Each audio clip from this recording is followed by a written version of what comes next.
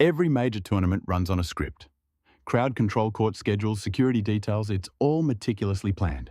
But nobody wrote a script for a practice session that would upend the entire event.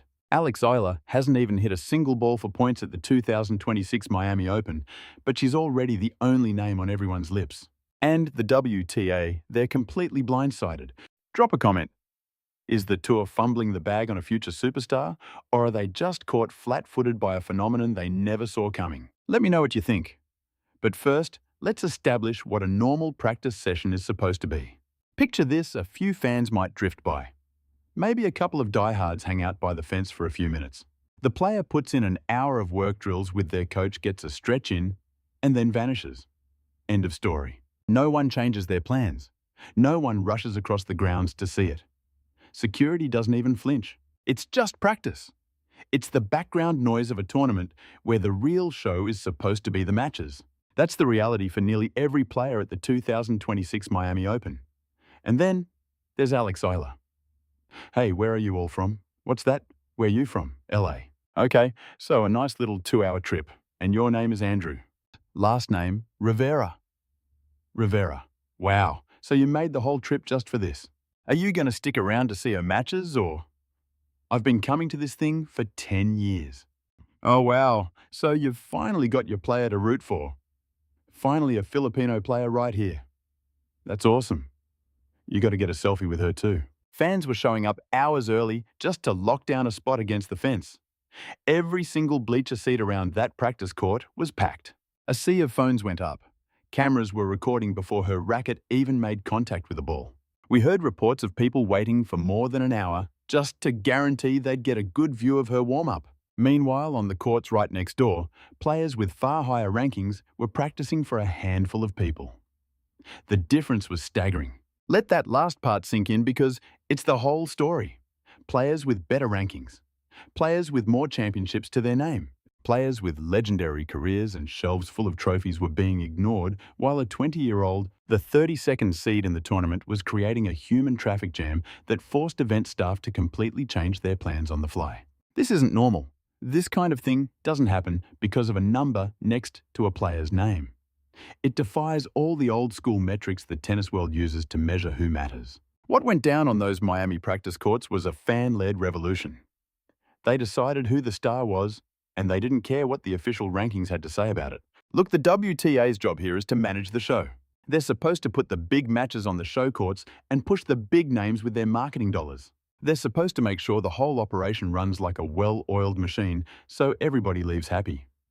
What they didn't have a contingency for was one player's practice session rerouting thousands of people before a single official match was played. You can just imagine the frantic meetings behind the scenes, the scheduled debates, the court juggling the hushed conversations about what to do with the crowds. It all points to an organization whose entire rulebook just got thrown out the window. Because that rulebook is simple. Number 1 seed gets center court. The number 2 seed gets the grandstand. Everyone else falls in line. It's a system that makes perfect sense, until the player drawing the biggest crowds isn't the one at the top of the leaderboard. The whole system starts to crumble when the people's champion is the 32nd seed. Now connect that scene at the practice court with what the data has been screaming online. Because when you put them together, you get a picture that you can't just write off as a fluke or some local hype. A simple day-in-the-life training video featuring Eala pulled in nearly 100,000 views. This wasn't some epic match point from a major. It wasn't some exclusive look behind the curtain at a Grand Slam. It was a training video, just routine footage of a player getting ready. It's the exact kind of content most pros post and then hope nobody notices the mediocre engagement numbers. But for Eala, that same content is pulling numbers you'd expect from a superstar who's spent a decade building a massive global fan base. The audience is huge, they're locked in, and they show up for everything she puts out, no matter what it is. That kind of built-in engagement is exactly what sponsors write massive checks for. It's also the kind of connection that doesn't happen by accident. You can't fake it, and you can't manufacture it with a marketing campaign. It's real because a massive number of people are genuinely invested in watching her journey unfold. And if there was any doubt, the Australian Open this year delivered the statistic that finally made the entire tennis world snap to attention. Her pre-tournament press conference racked up over 173,000 views. at a tournament that also featured Novak Djokovic, Aryna Sabalenka, and Iga Swiatek. Her press conference, just her sitting at a desk answering questions, got more views than the presses for legends who have won more Grand Slams combined than entire generations of players. That number wasn't an accident. It was the proof. It was confirmation of a groundswell that had been building for months, and now it was simply undeniable. And suddenly, the name that started popping up in every conversation, the one comparison everyone was making, was Emma Raducanu at the 2021 US Open, a qualifier blasting her way through a major without dropping a single set. It was a statistical unicorn, a feat so impossible it redefined what we thought we knew about the game. People who'd never seen a match were glued to their screens. Brands went into a feeding frenzy. The media coverage was a firestorm. For a moment, tennis mattered to everyone everywhere, all because one underdog story cut through the static in a way no marketing machine ever could. So when you hear analysts say that Eala is building that same kind of lightning in a bottle, don't dismiss it as hype. The blueprint is terrifyingly similar. A fresh face, an electric narrative, an explosive fan base growing in parts of the world tennis could never crack. But here's the crucial difference. Raducanu's miracle was a 2-week supernova. Eala's ascent is a slow, relentless burn stretching across continents, tournaments, and months. It hasn't sputtered out after a tough loss or a bad run. It just keeps getting bigger. And the engine driving it all is something that rankings and trophies will never measure. A true connection. That raw, undeniable bond between an athlete and an audience that sees themselves in her fight. We're talking about the Philippines, over 110 million people. A nation with a die-hard sports culture built on boxing, basketball, anything that puts their pride on the world stage. But tennis never gave them a hero. Not until Eala. Then came the 2025 Miami Open. A wild card ranked 140th in the world, she tore through legends like Madison Keys and Jelena Ostapenko. And the entire Filipino sports world erupted the way a nation does when a hero they've waited for finally arrives. It was a roar that didn't just fade when the tournament was over. They call themselves the Pinoy Army, but don't mistake them for a casual fan club. These are the fans still screaming in the stands past midnight, long after everyone else has gone home. They chase her across time zones. They show up. They pack every inch of space she occupies, a practice court, a press room, or a stadium that had to be upgraded just to handle the crowds she draws. That kind of devotion isn't about rankings, it's about identity. And then there was the Nike visit right before Miami, a move that sent shockwaves through the business side of the sport. Eala strolling through Nike's Oregon headquarters wasn't your standard promotional tour. They placed her image beside giants of the game, the legends. It was a calculated signal from a brand that plays the long game and never ever bluffs. Nike is betting that Alex Eala isn't just a star, she's the future.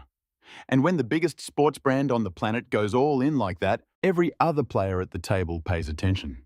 It's why those whispers of a saga-inspired signature collection are more than just rumors. You don't get a custom signature line when you're ranked 32nd in the world. You get one when you're a cultural icon, someone whose story transcends the court and connects with the world. The fact that these talks are even on the table before she's even clinched a major title tells you everything you need to know about what the money sees coming. Sam Querrey dropped the bombshell on the Nothing Major podcast, and the quote instantly ignited across tennis forums and media circuits. He said Eala might be generating more global buzz right now than Aryna Sabalenka. This is from a former top 10 pro who knows the game from the inside. When a guy like that says something so audacious, it's not just talk.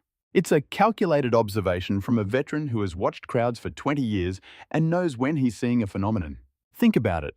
Sabalenka has Grand Slam trophies, a history of elite consistency, and a massive global profile forged through years of dominance. To compare Eala's current record to that kind of star power, just in terms of sheer attention, is insane. But the debate that followed wasn't about championships. It was about who the world is actually searching for, talking about, and fighting to see. And on that score, the evidence from the packed practice courts in Miami, the viral video numbers, and the overflowing press conferences all scream the same answer.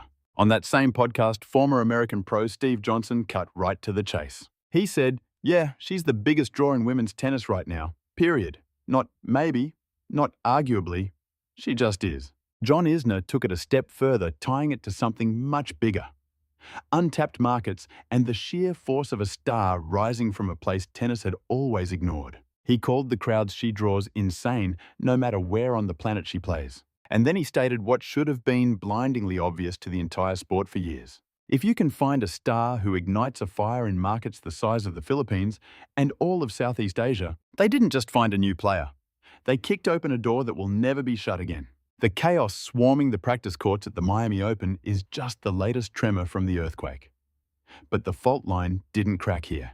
This is just the fallout from what started in Miami 12 months ago, when a number 140 ranked wildcard torched 3 Grand Slam champions and clawed her way to number 75. The WTA didn't script this. The rankings never saw it coming. The marketing department couldn't have bought this kind of hype. The fans started this fire. And right now, they're mobbing a practice court in Miami while tournament officials scramble trying to manage a phenomenon their playbook never prepared them for. When your warm-up session pulls a bigger crowd than another player's championship match, the entire sport has to stop and stare. Eala isn't waiting for the WTA to anoint her. The fans already put the crown on her head. Smash that like button if you're here for the takeover. Subscribe for more and drop your Miami Open prediction in the comments right now.